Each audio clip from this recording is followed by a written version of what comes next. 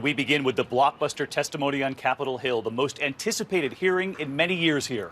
Fired FBI Director James Comey and his stunning claims. It's now his word against the president's. Under oath, Comey revealed he began taking notes after the very first meeting with then President-elect Donald Trump, saying he took those notes because he feared Trump could later lie about their meeting. He then kept notes on the meetings that would follow. He described their dinner at the White House and the other meeting in the Oval Office when the president asked everyone else to leave the room, and the request about retired General Michael Flynn that followed.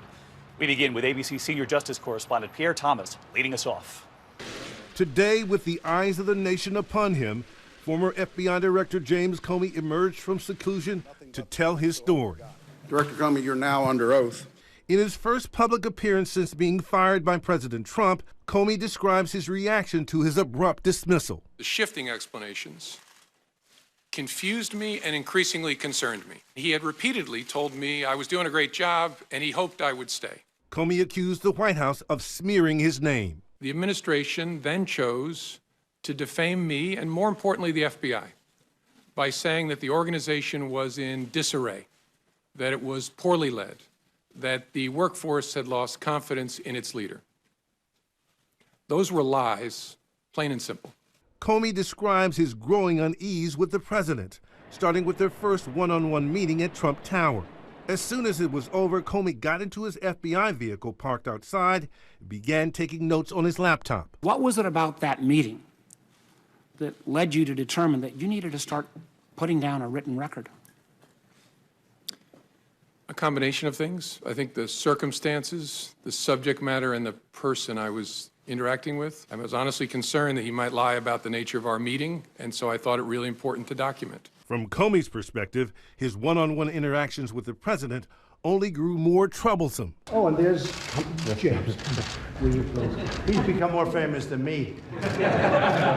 You've seen the picture of me walking across the Blue Room, and what the president whispered in my ear was, "I really look forward to working with you." 1 week after the inauguration, a private dinner at the White House, the president has said before that Comey wanted it. A dinner was arranged. I think he asked for the dinner. Did you in any way initiate that dinner?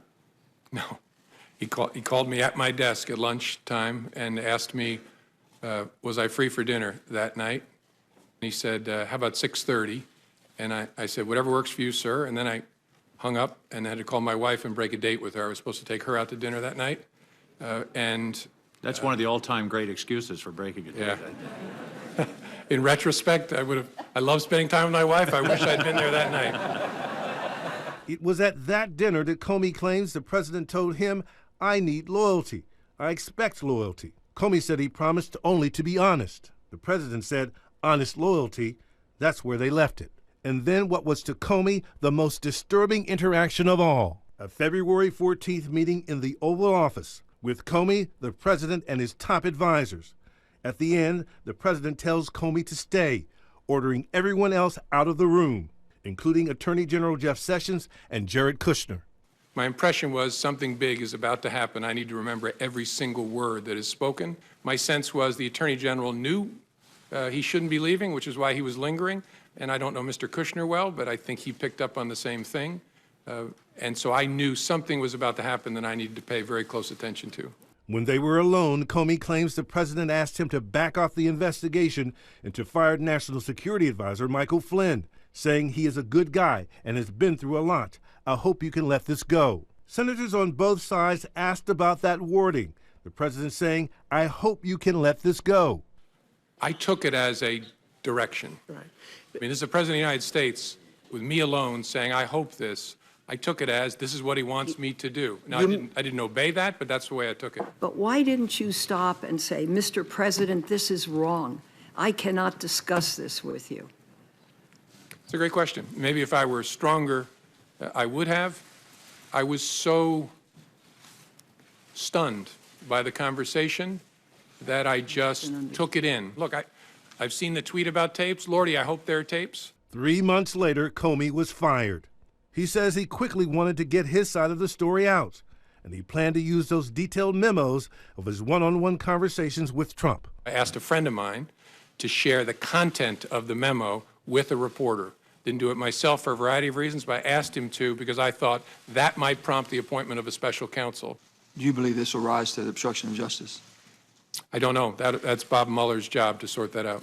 But there's no question in Comey's mind about one thing, why he lost his job. You're summarily fired without any explanation or anything else.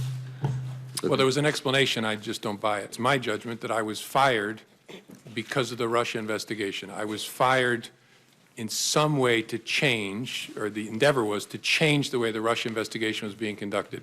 That is a very big deal.